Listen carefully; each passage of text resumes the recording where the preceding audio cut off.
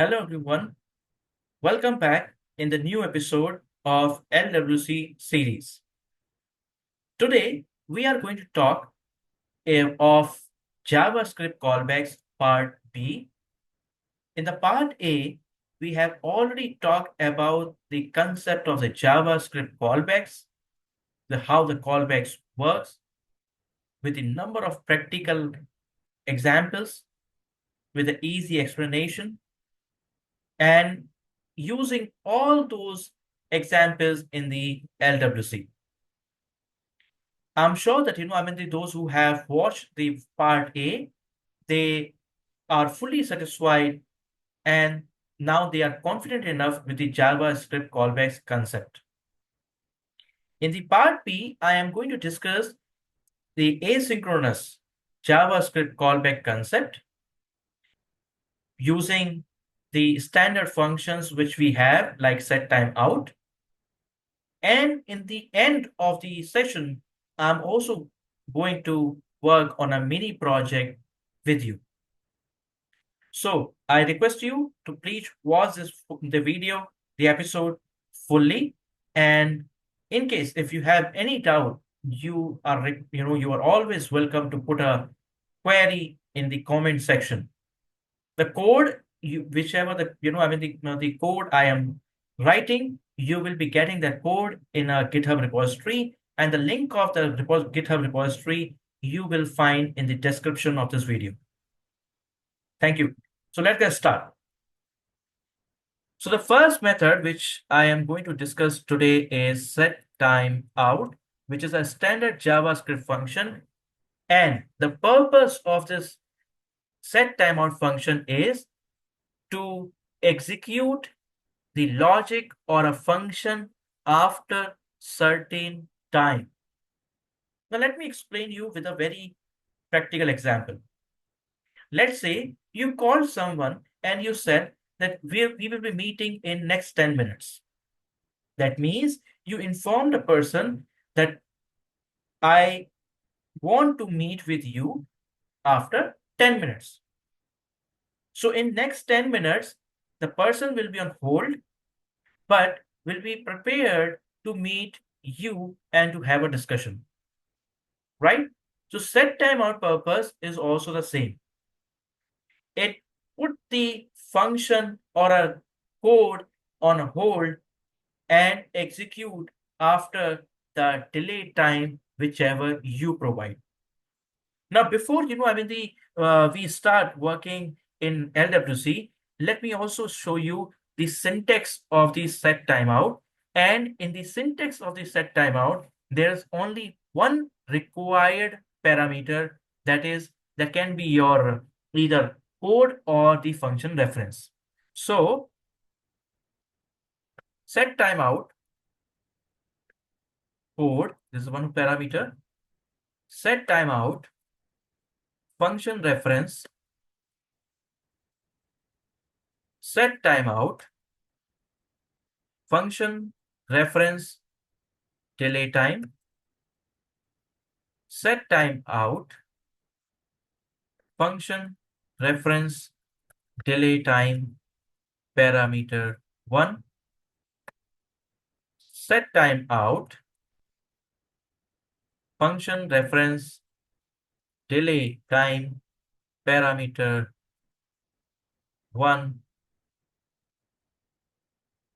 parameter n.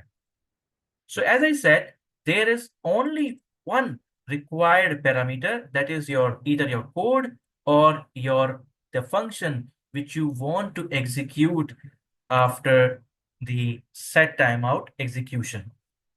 If you provide a delay time here, that means the function which you are referring here will be executed after the time you have provided.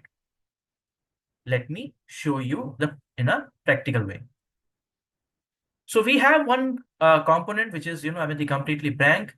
We have a one button here, and the button the label is this neutral, and let me make it as a brand, or you can make it anything. Okay. And on click we have a function that is handle click. So let me copy this handle click and go into the JS file here.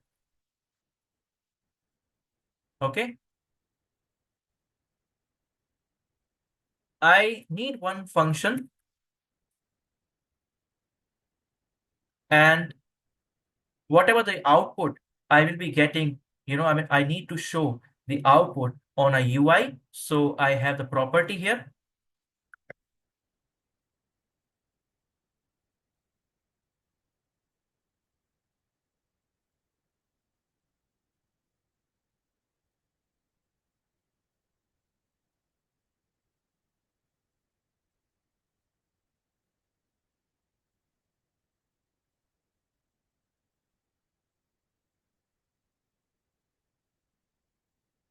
Okay.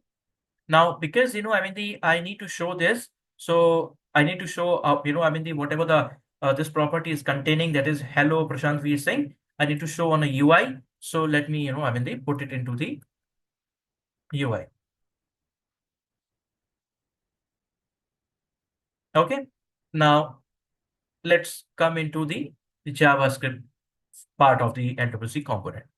Now here, what I am going to do, I need to run. When I am clicking on this button, okay, when I'm clicking on this button, my function handle click will be called, but I want this function to be executed after, let's say, 3 seconds. Okay. So for that, I am going to use setTimeout. And let me, copy the syntax. Now function reference, okay? So function reference, that means my fun. So two approach we have. Right now, the approach which I am going to use is using bind this. Okay, bind this function. Okay. The another approach is we have is the arrow function. So both approaches I will give a the demonstration.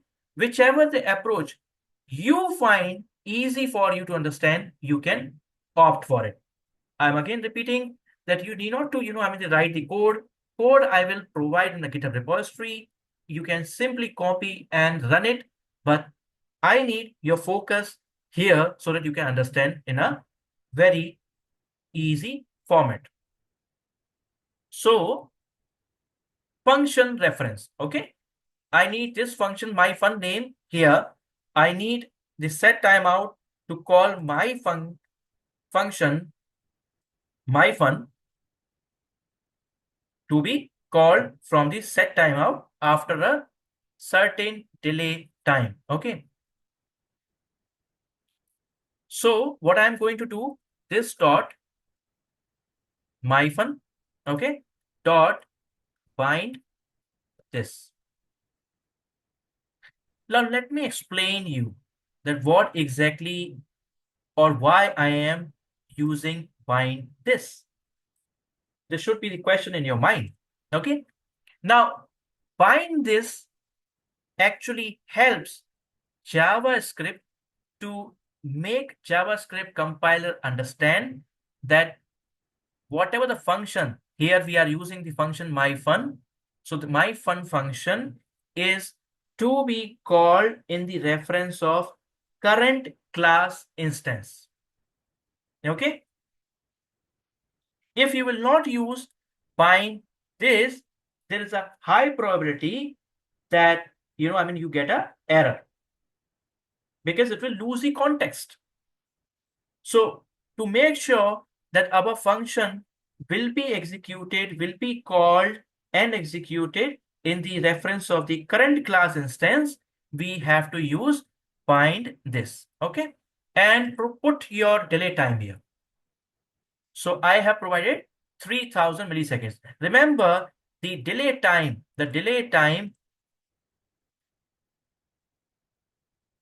will be in milliseconds. Okay. And 1000 millisecond equal 1 second. Okay. This is only, the code we have. Now let me save this and let me deploy.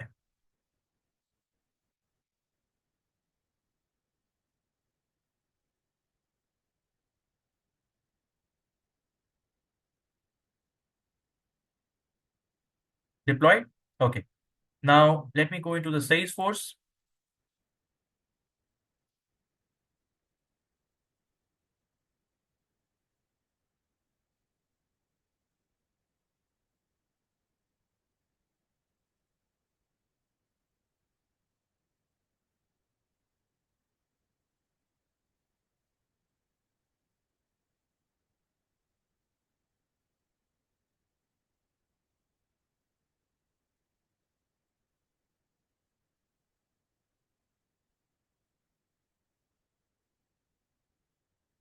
So we have the lead record page open here. And I will put this component, the component name, as you can see, is the callback demo. So let me put this, the component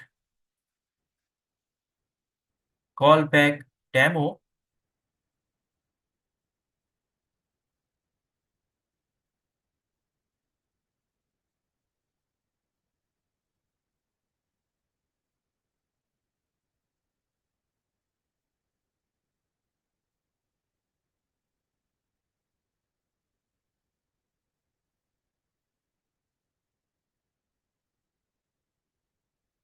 Now you can see here that, the button is available here, and I am going to click this button. See, response is coming, but after certain delay. Okay, let me do one thing. So let me, the increase this time. Let me make it as 7 seconds. Okay, I saved it again, deploy,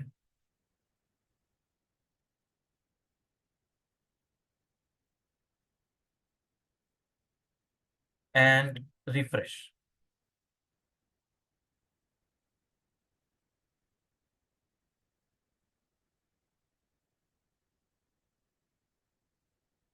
Now let me click again,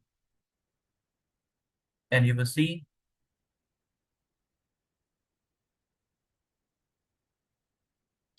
the response is coming, but a delay of 7 seconds.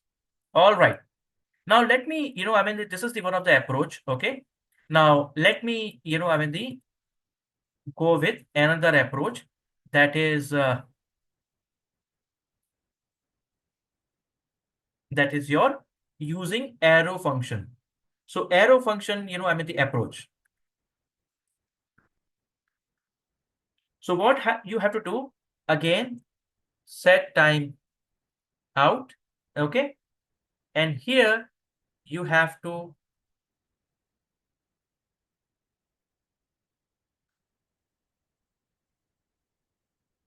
write like this.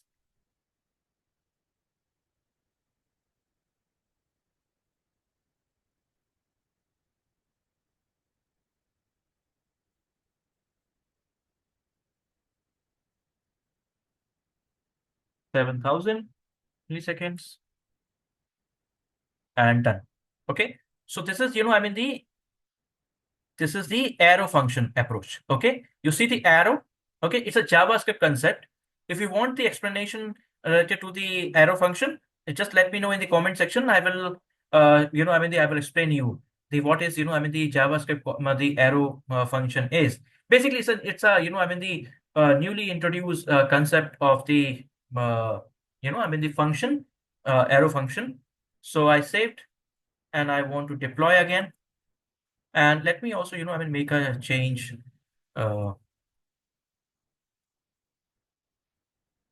in this.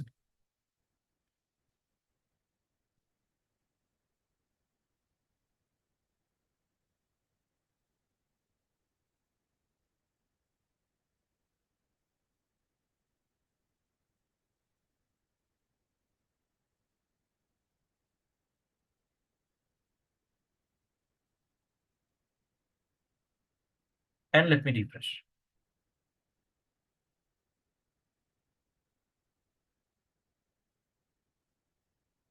Okay, let me click on this button. Timer started. And you see the yes response here. Okay.